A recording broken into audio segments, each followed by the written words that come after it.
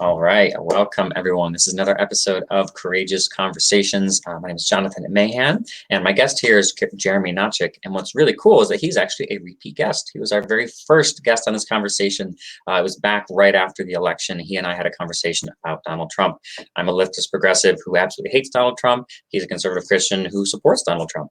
So that was a very interesting conversation. But we're actually coming back together today to talk about something we actually do agree upon, which is nice. We're going to be talking about racism, and in particular, we'll be focusing this episode on talking about how Jeremy's views about racism have changed over the years, because that's a really hard thing to do, to admit your views were wrong, or even admit your views were incomplete, and to really modify your stance on something. And he's gone through that process, so he'll be sharing with us kind of what it took for him to see the light and change his mind on a lot of different issues, as well as his advice for if there's someone in your life who doesn't recognize the reality of racism, how to maybe open their eyes to it. So I guess to get things started, Jeremy, let's just clarify, when we're talking about racism, like what does that even mean to you?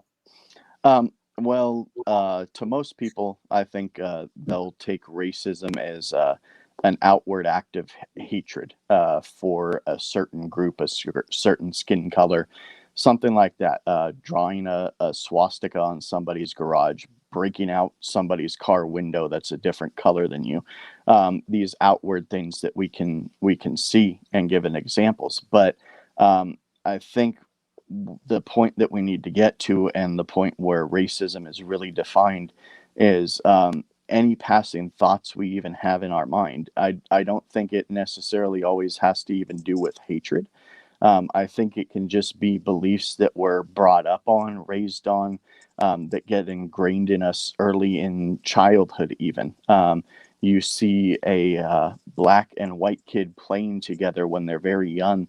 They don't even see skin color, but why is it 10, 20 years down the road, 9 times out of 10, that black person is in prison now and the white person has a successful job, and they don't see each other as the same anymore. I think that racism is in our mind. It's a more than a hatred, more than just a belief. It's a thought of they're different than me when we're all actually the same. And I think that's what it boils down to. Yeah. I totally got the point there, but even your choice of phrasing there about 9 times out of 10, the black guy ends up in prison, the white guy ends up successful. I even think the choice of words there that your brain just presented to you in this moment was a little bit racially biased, right? Yeah. As you're trying to make that, as you're struggling to try to find a way to make your point.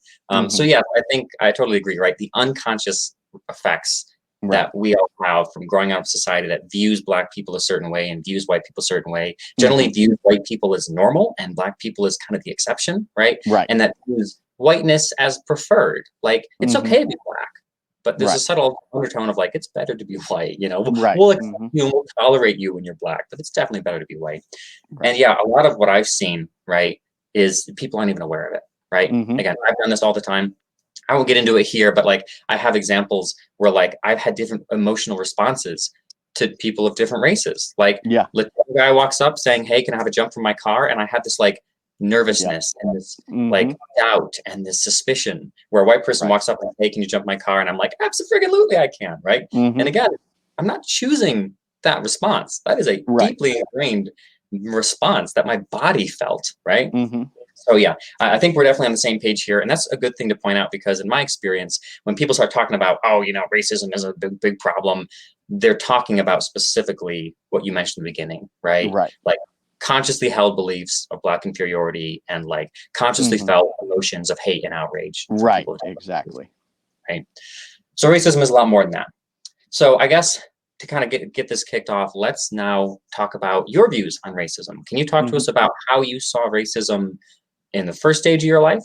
And then we'll start to kind of follow the journey and how your views evolved. Right. So when I was growing up, I think that I was more inclined to believe that racism was some kind of form of pure hatred for another based on their skin color, and that's all it was. I didn't see beyond that. I didn't see that there could be different examples. I think a big reason why is where I grew up and the forms of racism that I could outwardly see.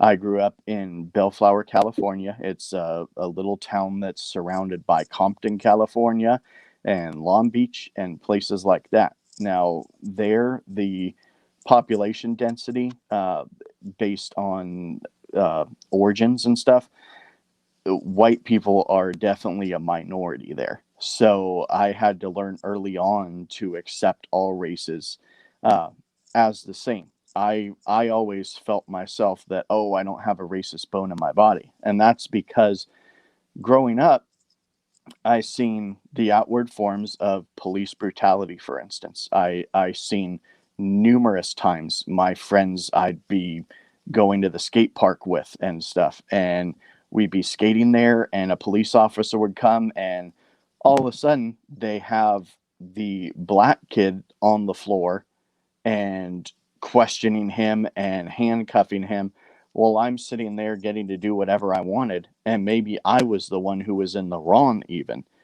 But Yeah. they come there, and the first thing they see is a black person there, and they go for that. And most of the time, it was a white officer that did it. I seen in school teachers treating people of color differently than the white people there. Now, in my school, again, the white kids were a minority compared to other races, but still the teachers chose to belittle, be belligerent to people of color, and I couldn't comprehend why that was, but that's what I seen as racism. Those outward forms, almost that come from a hatred in the heart towards these people. And when I grew up and got older, especially after I moved up here to Montana, I started seeing the smaller things, the walking down a store aisle and seeing a person of color walking the other way, maybe he has a hood on or something like that, and the white person totally going and avoiding them. Now, do I know that that person hates the other person just because of the color of their skin? I don't know that. I would like to think that they don't, but it's still a form of racism. Just that passing thought of they might do something to me. Whereas if the same person in a different color comes up to them, they might have a conversation to them. They might nod. They might say hi. They might show a friendly gesture. And I think that's where my views changed is I seen the smaller things, the smaller examples here in Montana more and more and more. And it led me to believe that this is a much larger issue than I ever thought it was when I was growing up. I thought it was selective issues in certain situations with people built on hate. You know, something else, you mentioned the grocery store thing. This is something that I noticed a lot more pre-COVID when I was actually in grocery stores. Mm-hmm. But I noticed, so in Colorado, we don't have a particularly large Black population, but we do have a lot of Latinos. Mm-hmm. So I noticed, like, if we were in a grocery store aisle and there was like a Latina woman and me kind of like heading on the same course, Right. almost every time I would keep walking and she would like move out of the way and make way for me. But Mm-hmm. if it was like a well-dressed 50-year-old white man, I would very frequently make way for him. And it's just like, and I finally found myself noticing, wait a minute. Like, why? What is Yeah. going on in my brain that tells me that it's right that the Latina woman stands down, gets out of my way so that I can own this space? Right. And that same part of my brain tells me I should probably let this 50-year-old white man own the space and I can like defer. And not that happened every time, right? And it certainly wasn't conscious, but I just started to notice, hey, wait a minute. Right. I'm noticing a pattern here. And, you know, truthfully, right, you could argue that pattern lived in me and I didn't move out of the way for Latina women, but you could also argue that that pattern lived in the Latina women and they like very Right. quickly got out of my way just because our society in general has given us this idea that like white people own these spaces and people of color are guests in these spaces, right? Exactly. It's totally unconscious, but like there it is. So I'm curious about something, you know, these examples that we're mentioning, right? Individually, there's really none of these examples you could prove had anything to do with race, right? Right. Maybe that Right. teacher was just a dick to that student because they and that student have history. Maybe Mhm. that police officer was a dick to that kid because the police officer having a bad day, right? Like Right. you can always find in individual instances an explanation other than race. And I know Mhm. so many white people, probably most commonly white men, who will use that to deny racism and say, you Right. don't know it's racism. It could be some other reason. And they Mhm. seem to be immune to the effects of like aggregated data all piling up, all telling the same Right. story. And because each specific one doesn't mean anything, they say it's not racism. Why do Mhm. you see it differently? Why do you think when you saw those things happening, you interpreted it as part of a larger pattern, where when most white people see that happening, they say, oh, it's just a one-off instance. It doesn't mean anything. Right. Well, I think part of it is my upbringing early on, being taught Christian values and things like that, trying to see everybody is the same. You know, if I believe that God created all and that he created us all equally, then I should see everybody as equals. And so I think uh, early on, when those things are ingrained in our mind, it has a lot to do with upbringing. And so when we're passing by people in the store, when we're thinking of things that they might be different based on skin color, I think that the it all goes back to my upbringing and my roots there, and that's the biggest thing that I can think of as to why I might see different. So when you're picking out examples and other people are saying, well, you know, it might be something else, I think we're always looking for an excuse. And the reason I didn't for an excuse is very simple fact. In my mind, I reasoned that, let's say it's not true for a second. Well, what's the harm in assuming that it might be? What what bad thing will happen if we openly admit, okay, maybe it is racism? Now, I think that only good can come from that if we take a minute and say, okay, maybe I don't think it's racism, but benefit of the doubt, let's say that it is. I think only good can come from that. Whereas if you take the opposite and try to argue it away and say, well, it could be just that he was having a bad day, it could be this, it could be that. I think that always opens the door to the fact that it's going to lead down a bad road, because let's just say that it is racism, but I'm trying to explain it away, then a person is openly going to get away with racism and things are never going to change. So I think that's where the difference comes in, is from my upbringing. I just thought, you know what? Let's give it the benefit of the doubt. Let's just assume that that's what's going on, and what bad could come from it? Only good can come from it, because even if not everybody is racist, we can change one person's heart, one person's mind, and one person's views. And that's enough for me if I can change at least one person. Yeah, I'm going to push back a little bit there and say it's not your conservative Christian upbringing, because I know a Mm-hmm. lot of conservative Christian people who Mm-hmm. do not see things that way, who Right. absolutely rely heavily on the, if you can't prove it, it doesn't exist. And if Mm-hmm. you can't prove an individual instance, then you can throw away all the data in aggregate.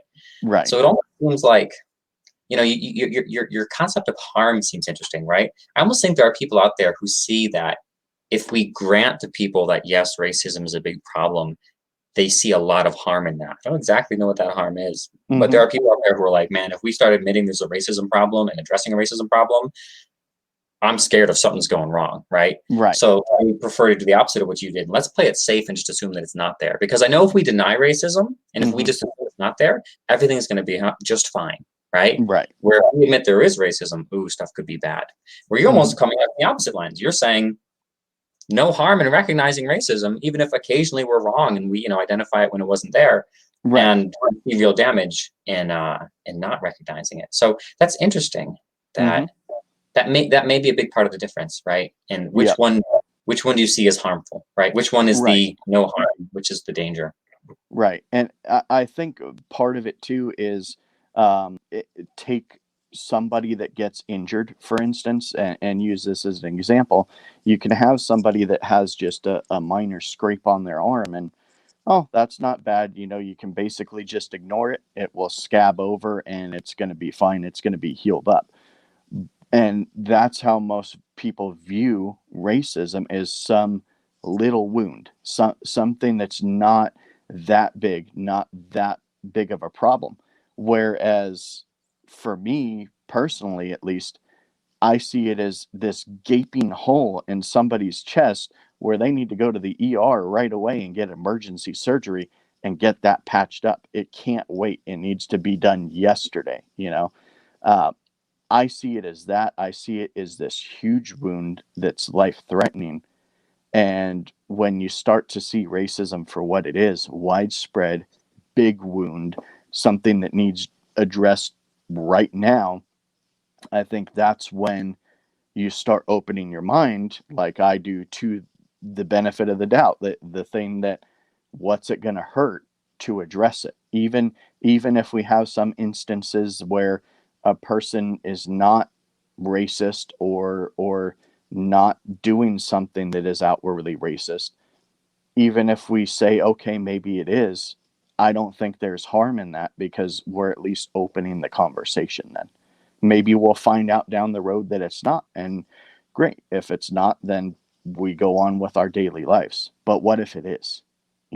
That's, and me putting myself in a person of color's shoes and then saying that, but what if it is? That speaks to me. That speaks to my heart, you know, uh, because I don't have to deal with all these problems. I have the benefit of not having to deal with that. It almost makes me wonder, right, for all those people out there who are the racism deniers, right, what do Hmm. they see as the risk of calling something Right. racism and it turns out Hmm. that, oh, in this particular case, it wasn't? Because that seems to be a real risk these people that are terrified of. Like, we can't possibly say something is racism if we aren't 100% sure beyond a shadow of a doubt that that's what it was, Right. right? Where you and I are like, it doesn't bother me if we call it racism and somehow it turns out, at the end of our lives, we meet God and find out that, oh, that particular instance wasn't. Who cares, right? It still Right. started the conversation. It still raised awareness. It still got our heads in the right place. So it does seem like there are people out there who think there's a real risk to Hmm. admitting racism anywhere where it may possibly have been something else. And it makes you wonder, what are they scared of, right? Right. What is the threat of confronting this racism issue that makes it so dangerous that you can't possibly risk calling it racism? That's exactly what I would like to know. I liken it to, when Hitler rose to power. What if people, instead of saying something, what if they just kept saying, "Oh, well, that's not anti-Semitic. He's just having a bad day. Maybe somebody just pissed him off in this group, and so he's just going after them." What if we just kept doing that? Where would the world be right now if somebody didn't finally stand up and fight back and say, no, that's totally discrimination of a certain group. It's anti-Semitic, it's anti-color, it's anti-gay, all these things that Hitler was. What if we never addressed that? Then what problems would there be in? What would he have accomplished? So I think that's an important thing to think of, is how bad can it get if we just keep letting it fester and grow without addressing it. Yeah. Now, one of the things you mentioned that changed about your views, right, is, early in life, you thought racism was just kind of a localized issue that was just bad in your area and it Hmm. was certain people who were racist. And since moving around the country some, you realize, oh, shoot, this is everywhere and it takes a Right. lot of little forms. Do you have any, like, I don't know, evidence you've leaned on to convince other people of that? Or is there anything you learned that really helps solidify that lesson in your mind, that this is actually a big problem? It's not contained just to a few jerks? Um, well, I mean, I can always point to instances that I've seen, but just a numbers wise type of thing is, um, one of the things that really convinced me that, um, fellow conservatives, they would constantly argue the fact that more white people are killed every year than black people, for instance, by cops. And so I started thinking about that, and I wanted to do some digging and some number crunching on that and figure out, is this true? Because if it is, okay, maybe it's not as big of a problem as I'm starting to think it is. But boy, was I wrong. When I started digging into the numbers, it totally solidified what I was believing, that it's a way bigger problem than I was thinking at first. Because when you look at the population, I went by the 2010 census numbers.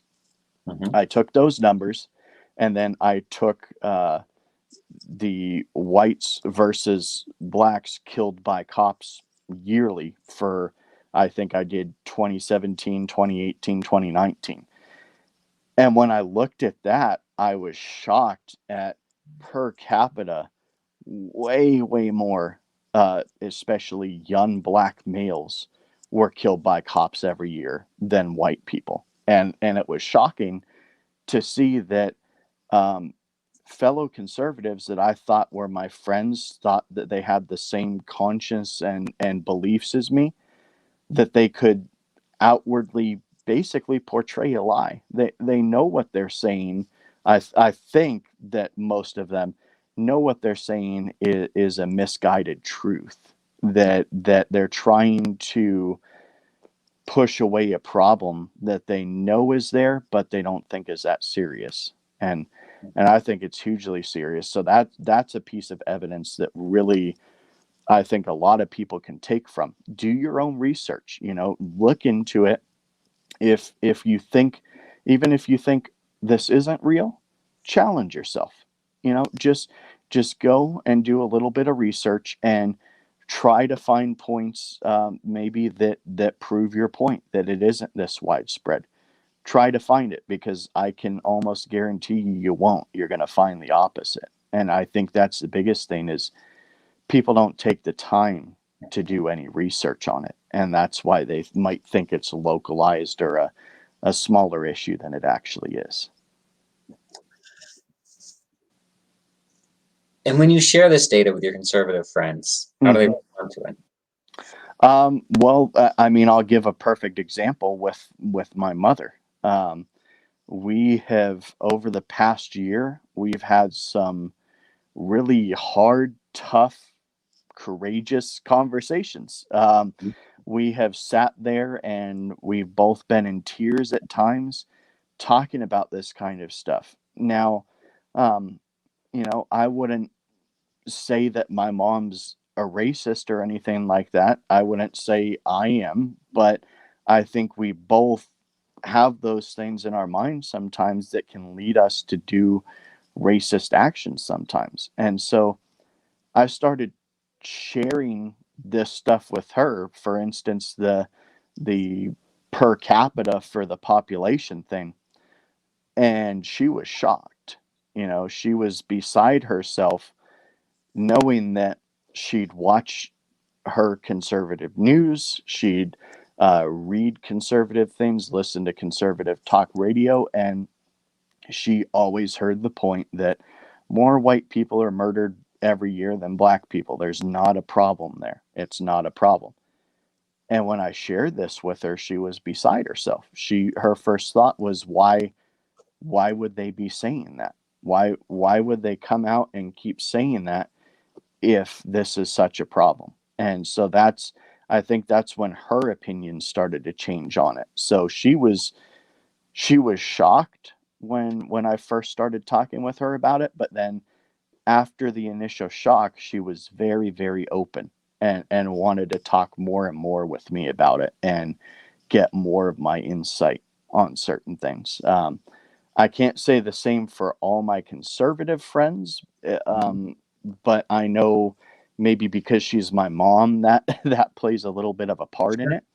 But I think most conservative friends that I have, they're open to at least hearing from me on this issue. I think in large part because I'm conservative. If I was a liberal and it was coming from a liberal friend, I think they just shut me out to begin with. Um, so I think finding some common ground to identify on, and then bringing the conversation this way, definitely helps.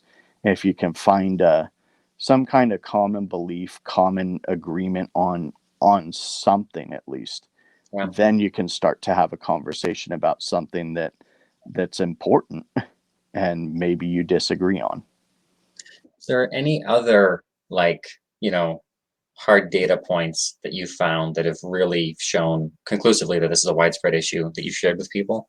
hmm Well, I think that a lot of it is my life experiences more than just hard analytical data, because Mhm. I think in a lot of senses it's really hard to put on paper so many of the problems that we have. Sure. Yeah. You can go out and walk down the street and see somebody avoiding somebody else or being having some kind of fear in them about another person, where if they were a different color they wouldn't have that, but that doesn't transfer to paper. We don't have those kind of measuring tools to say how many people walk around every day and have that feeling. So I think there's definitely examples out there. I mean, just look through US history and some of the dirty, horrible things that we've done to outside groups, indigenous groups, um, taking Africans from their homeland, eh, making them slaves. I mean, we have all kinds of examples. Even though I love the US and I think it's a storied history, it's marred with these dirty kind of almost secrets that you don't want to put out into the limelight. But I think those are the things that you can look at that show on paper that yes, we have a real problem here.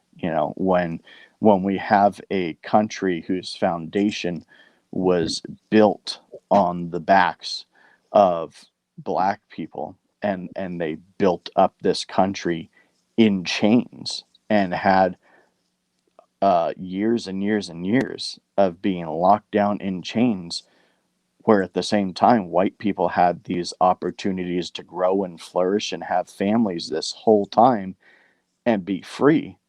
That's a huge problem, and that's documented in our history. Anybody can open a history book and read it. And so if our country started with that and we haven't addressed that and those issues, then yeah, there's a big problem there. Yeah, like rediscovering those hidden secrets in our history has been Mm-hmm. a very eye-opening experience for me in 2020. Like Right. most white people, I didn't know a damn thing about Tulsa and Black Wall Street and any of Mm-hmm. that. I can't remember Right. the examples, but I read a particular article which was really good. It was kind of laid out like maybe a dozen different of these little pockets of hidden history, which all had Mm-hmm. basically the same theme, right? Black people started finding success for themselves, and white people used murder and violence to squash Yep. that. And it's like, Exactly. oh my God, this was never mentioned before. And, Yeah. even to this point, I guarantee you, I only know, 5% of the hidden history gems that are out there that I Oh couldn't, yeah. that were hidden from me. Mm-hmm. Some things for the listeners and even for you, Jeremy, in this, what work you're doing with your conservative friends and your mom to look at. Mm-hmm. And actually, for everyone watching this right now, whether you're watching it live or watching it recorded, please leave comments of any of the like hard data style evidence that you found to kind of Yeah. prove systemic racism, and then we can all learn from this. So I learned, because my wife is a doula, and a lot of the training that she's done, the way Black people are treated in the healthcare system, particularly labor delivery Mm-hmm. rooms, is truly appalling. I don't remember the exact numbers, so go ahead and go to Google for this, but look Right. at the difference in infant mortality for Black babies and white babies. It is Mm-hmm. obnoxiously higher, like 4 times higher for Black babies, even when you control for things like income or substance abuse of the mother or anything like Mm-hmm. that you might think would affect those things. Black babies die at a much, much higher rate, Right. except I read a different article, except they found that difference disappears when the Black babies are cared for by Black medical staff. So Oh just in case you wow. thought there was something about Black people that made them die as infants more often, no, Mm-hmm. that difference disappears when it's Black caregivers. But when Right. Black babies are given to white caregivers in hospitals, they die. And this is across the whole country, right? They die, I don't know, 2 times, 4 times, whatever, more often. Mm-hmm. So again, that one's really hard to deal with. Also, Black women similarly have 2 times the rates of dying in childbirth as white women in hospitals. Right. Again, even when you control for other factors like pre-existing health conditions or whatever that might influence that. Mm-hmm. So that's an area to do some research that would help that I've heard of. Black businesses and Black business failure rate. I heard like during the COVID pandemic, Black businesses failed at like, I don't know, 5 times the rate of white businesses. But Right. even across the board, Black businesses fail more often. And then also tellingly, Black people have less access to investment and loans and venture Mhm. capital. Something like less than 1% of venture capital funds goes to Black women who, are businesses that are run by Black Yeah. women, right? So again, you got to ask yourself the question, okay, is this because white men are just naturally better at starting companies, or is there something else going on here? Right. Exactly. Those are the big ones that come to mind at the moment. But again, for all you guys watching this, leave comments of kind of what we should be researching. If we have friends we want to convince of reality racism, what should we Google to find that data? Because I know, again, everywhere you look. Another good one. They've done research with Black sounding names and white sounding names on job applications, and white sounding names get callbacks twice as often as Black sounding names. Mm-hmm. And again, after these surveys are done, they'll ask the interviewers, hey, do you mind hiring a Black person? They say no. And they'll ask them, when you made these decisions, you make the decisions based on race? And they'll say no. So again, it's all unconscious stuff, right? Right. That leads us to see a Blackish name and not be all that interested versus seeing a whitish name and be like, oh yeah, this person sounds right. Right. And these might be people who never consider themselves racist, and that can say, I don't have a racist bone in my body, but they inwardly somewhere in their mind have something there that clicks and makes a difference in comparison. And so many of us don't even notice it on a day-to-day basis. So that's important things. And yeah, definitely I'd love people to comment with evidences and stuff, because I have a lot of friends who I would love to try and convince of these things. And especially my conservative friends, so many times they say, I want to see it on paper. I want to see cold, hard facts. That's conservative talk, is they want to see the numbers. They want to see facts and not just word of mouth type things. So that's really important to me, is to find more of those things. I'm going to go ahead and make a prediction here, Jeremy, based off of precious little data. So I think it might have been the last episode. I think 2 weeks ago, I did an interview with a white guy who does not think racism is a problem, right? He very much thinks it's just like a few assholes and that's it. It's not a systemic issue. And in the conversation, he said, absolutely, I need empirical evidence that it was racism. Without empirical evidence, I'm not going to take some anecdotal story that, this guy was treated badly, because you don't know. Was it racism? Was it not? Right. I presented to him some of the empirical data I just shared with you about, Black outcomes and, in hospital rooms and businesses, all this stuff, gave him the empirical evidence he wanted. And his response was, you just can't trust that data, right? I mean, you never know who's the one commissioning the study and were they manipulating the data, and you never know who to. So, I generally just don't trust anyone. Now suddenly he said, give me empirical evidence. He gave him the evidence. He says, no, I don't trust those sources. And so I asked him, what sources do you trust? Do you trust, nonpartisan groups? Do you trust universities? Do you trust? And he's like, nope. There are no groups out there that I trust, because anyone can manipulate data and anyone can put out false data. So it doesn't matter who the hell presents the data, whether it's a government agency or nonprofit or a university, I'm not going to trust them. Right. So then it was like, okay, well, where are we left now? Because suddenly evidence doesn't do it. Anecdotes doesn't do it. What's left, right? So my prediction, Jeremy, is when you bring this stuff up, what you're going to hear is, I can't trust that data. It's probably falsified data. Because again, it really seems like there's this willful, I don't want to believe it. So if there's some possible way I can find a way to not believe it, I'm going with that, right? Right. So we'll see. I mean, I don't know your friends from Adam. And again, I have very few data points, but in my limited experience, it's been when people first start with shutting down your stories, saying I need data. Then you give them data, then they shut down your data, saying I don't trust your sources, and then you're kind of dead in the water, because there's not much you can do other than anecdotes and data, right? Yep. Yeah. I totally agree there, and I think that the biggest thing when I see so many people that just don't want to face this is because they know it's a huge problem, that it's a gaping wound. They know somewhere inside them, and they're pushing that down and suppressing it, because if we start to address it,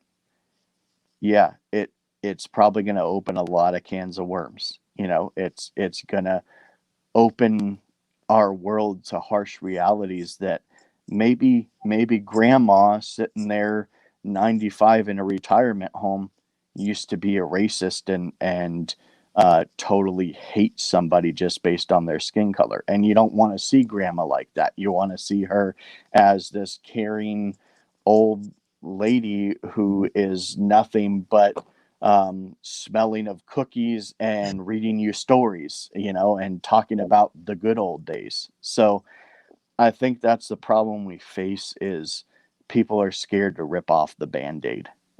They're fearful for the unknown because we've never had a society that, in the US at least, that has openly talked about this and addressed it like it should be addressed. We've had glimpses of it. We've had people try to do that, but I think as a whole, we've never ripped that Band-Aid off, and people are always scared of the unknown. What do you think people are scared of, right? These racism deniers. If we really decide to tackle racism and face it head on, what do you think they're scared of? To be honest, I don't know, because me personally, as a fellow conservative, I'm not scared because I feel like it's going to open the door for great things, new possibilities, and to start healing, to start having more compassion towards everybody. To, I mean, I can't think of a bad thing that would come from it other than somebody having to admit that they were wrong, which in this day and age, people somehow don't want to admit that they messed up and they might be wrong about something. Mm-hmm. And two, that they might themselves have to admit that they at some point in their life did some form of racism. Sure. And I think those are the two biggest things. I think part of it comes from our own selfish thinking that me, it's about me. And this problem is so much bigger than that. But I think that's what people are scared of, coming to terms with the reality that they might have had racist thoughts at some point or another, or racist actions. And so they don't want that to come to light, and that they don't want to be wrong. They want to be right about their point. Yeah. So here's a question. We haven't gotten into too much. We don't have a ton of time to go into too much detail, but you told me before that we started this that you reversed your position on the Confederate flag, right? You used to think it was great, it was okay. Now you hate it. Mm-hmm. Talk to us a little bit about that feeling of going, oh shoot, I was wrong. And at that point, you have two options, right? You either like open the door to that possibility of I was wrong and you start doing more research, or you close it, you lock it, you bolt it, and you throw on extra defenses to say, nope, never gonna admit I was wrong. So for you, when you start having your first glimmers of doubt about the Confederate flag, what did that feel like? And why do you think you chose to open the door further to those doubts instead of a lot of people who just slam that door extra shut and never let those doubts come close to them again? Right. Well, on that one, I can definitely, in part, speak to my faith and how it played a part in it. Is I look back at something like the story of Jonah and the Bible, and being so hard-headed and just, he was wrong and he didn't want to be proven wrong, so he kept fighting against it, and it just kept getting him in more and more trouble. And you see that all over in the Bible. The children of Israel kept on fighting against God's commands, God's things, and it just kept going worse and worse for them. I didn't want to be caught in that same situation. I didn't want to deny something that might be truth and have it go horribly wrong for me and spiral deeper into a rabbit hole where I can't get myself out of. So that's why when I first started thinking about it and thinking that my view might be wrong on it and presented with some evidence, I didn't shut it out because I didn't want to be that guy. I didn't want to be that guy that's written about later on, that look at how foolish he was. If he just would have done this and admitted he was wrong, it would have been so much easier. So I think that's what happened there. And so my views on it was, at some point in my life, I had a Confederate flag hanging in my bedroom that said rebel on it, and I thought I loved it. When I rode motorcycles, I had a Confederate flag on my vest, and I thought it was all about, Southern pride, even though I wasn't from the South. I was Southern California. Um, I thought that it was about rebelling against the system, rebelling against, you know, death and taxes and things like that. When I started doing research, I found out the ugly truth. And the biggest thing for me was the hard evidence that the charter signed for the Declaration of Secession and to go to war against the Union was for one reason only, stated in that article, was because they wanted to keep slavery. And I had never been taught that. I had never heard that in school, um, which you would think is important, especially uh, in my school system where there was a lot of people of color. You would think that that would be a great thing to teach them, is look, this is what happened in history, so let's change it. But no, it wasn't taught to us. It was hidden away from us, and it's one of America's dirty little secrets. So when I was presented with that, and thought about that, then the big thing that opened my mind was not even racism. It was the fact that I was flying a flag for a losing side of a war that tried to secede from the country that I love. Technically, in our Constitution and our rule of law, all those people should have been put to death for treason. They committed treason against the United States. So, them just being able to live after all that was a gift from the president and from those in power in the Union. And when I started thinking about that, why would I want to fly a flag of a losing side who supported racist ideology and fought against the very country that I love and the freedoms that I hold dear? Um, I think that touches a special spot, especially for people who support our military, for instance. They always say that they're over there fighting for our freedoms. We wouldn't have what we had today if they didn't fight for that. We'll support the patriots that fought in the Civil War on the Union side. Why are we going to support the ones that were fighting against freedom, that wanted to keep people in chains? So that's what really changed my whole mind on that. And now the Confederate flag just, it irks me. It makes me sick. In more than just racism, but just a general. It's I mean, it's against our country. It's about as unpatriotic as you can get. Like it'd be Yeah, really hard, unless maybe you exactly. put like a British flag saying we never should have, we never should have left Britain to begin with. That's Exactly. but outside of that, yeah, Confederate flag's about as unpatriotic as you can get.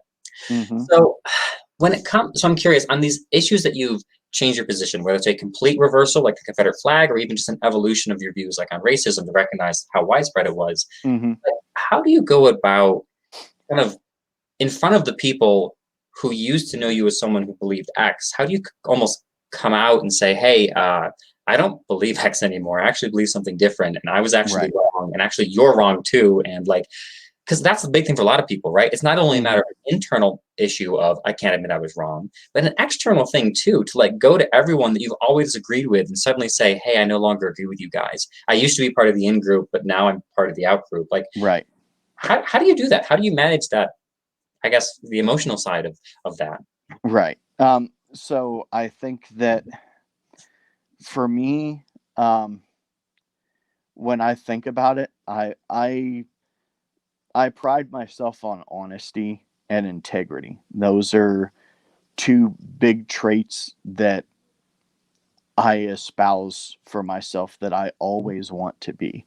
Um, I'm always striving to be better than yesterday, and So I don't think, for me personally, that it was that hard to admit to myself that I was wrong. But I think the hardest part is, like you said, coming out to your friends and telling them that not only were you wrong, but that they're wrong too. Because if I found out that I was wrong on my belief and they all believe it, then they must be wrong too. They Sure. can't be right and me be wrong. It doesn't work like that. So, um, when you're talking about that to friends, you have to be prepared for that conversation, for them to go, wait, so you believe that? So, oh, that means you think I'm a racist now. That means you Yeah. think I'm part of this thing. Well, I'm not going to say that they're a racist, but I'm going to say that, yeah, you need to do some more research like I did, because look what I found out, that this is wrong. We've been taught wrong. We've been lied to. The truth has been hidden from us and swept away. And it's this secret that most people don't know. So I think, it's tough, but if you want to be honest with yourself, I think most people in this world, um, will try to say that they're a good person. Most people, Yeah. when they're judging by their own standards, they think they're good people. Yeah. And if we think we're good people, we have to be honest. I mean, if you point at somebody and say, "Hey, that person's a liar," well, you don't think they're a good person, and if they're a liar. Um, so are we going to lie to ourselves and lie to our friends, or are we going to come to the reality and face the music that we were wrong about something? So for me personally, it was tough, but it was so worth it in the end, because I know that I'm staying true to myself, and for my faith and the faith that I have in God, I'm staying true to God too. I'm trying to get better every day and be more like him. And Mhm. if I'm going to be more like him, I can't go and say no, I wasn't wrong when I clearly was. It's interesting. You mentioned that everyone believes they're a good guy, right? And that they're good people and that they need to Hmm. believe that. And I think when you hold the limited view of racism and racists that we talked about in the beginning of this conversation, right? Hmm. Throw bricks through the windows of black people in your neighborhood, right? Like Right. that's racist. When you call someone racist, it very much threatens their view of themselves that they're a good person. And they feel like you're Right. going to question whether or not they're actually a walking piece of shit or if they're Hmm. actually a good person, right? Which Right. I think is why people resist it so much. Like, don't you dare call me a Hmm. racist, right? Right. People feel like that is like the most terrible thing you can call them is a racist. Hmm. Did you ever go through that where you had to like say, wait a minute, I'm a racist. Wait a minute, am I a bad person? Or for you, was it always obvious that like racism's in all of us and you can still be a good person and have Hmm. racial bias affecting you, right? Right. Well, see, that's an interesting one, because I actually, I worked with a ministry for a while, and my mom worked with them for years too as an executive assistant, where their their main goal is evangelism, and the way they do evangelism is to convince people, that they aren't good people, measuring themselves to God's standards. And so, in that same aspect, when it came time for me to say I might have racist undertones, I might not be a good person, it was easier for me to admit that than I think, some other people. And the main reason why is because I don't see myself as good. Um, because I worked with this group, and I read through the Bible with a new mind, basically with a new set of eyes, and found that when it says that our best works are like filthy rags, in front of God, now I believe that. And so, hey, I made a mistake. Um, I can own up to that and say, wow, I wasn't a very good person in that point, but I had the comfort of knowing that, I'm never going to be a great person.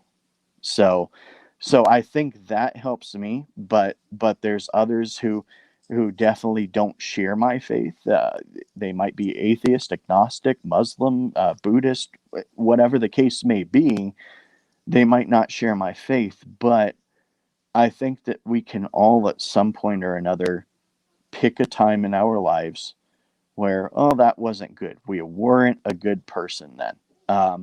Whether it was telling a lie to your mom or dad when you were young about stealing a piece of candy, or bullying a kid in grade school.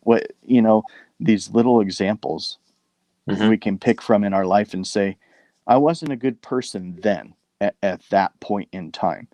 Well, let's do that now. Say, wow, right there, that belief, that makes me not a good person. Let's change that. If you don't believe like I do, and you believe you can be a good person, we'll do it then. Let's admit that we were bad there and be better because of it. Be better the next day. It's interesting. I would certainly use different language to describe it, right? The language I'd use would be more like, you can be a good person even though you do bad things. But I think the concept is the same. You need to get comfortable accepting your flaws. Yes. Whatever language and framework you use, you need to be comfortable with saying, sometimes I F up, right? Sometimes I do bad things, I think bad things, and you need to get comfortable with that. And if you're not comfortable with that, then yeah, it does become very difficult to admit systemic racism is a thing and I'm a part of it, right? Yeah. So that is interesting. Which actually, if someone's in a state, and I honestly think this probably is a bigger factor than even we've uncovered in this conversation, where they have this insecurity about their own self-worth, insecurity of their own, am I a good person, am I a bad person, right? They don't have that confidence. It becomes very important that they fend off all attacks on their sense of self. And again, you're subliminally racist, you're part of a racist system, is an attack on their sense of self, which means that the most ineffective tool we could use on these people is shame, right? Shame these people, they suddenly have to double their defenses to protect their own fragile self-image. Right.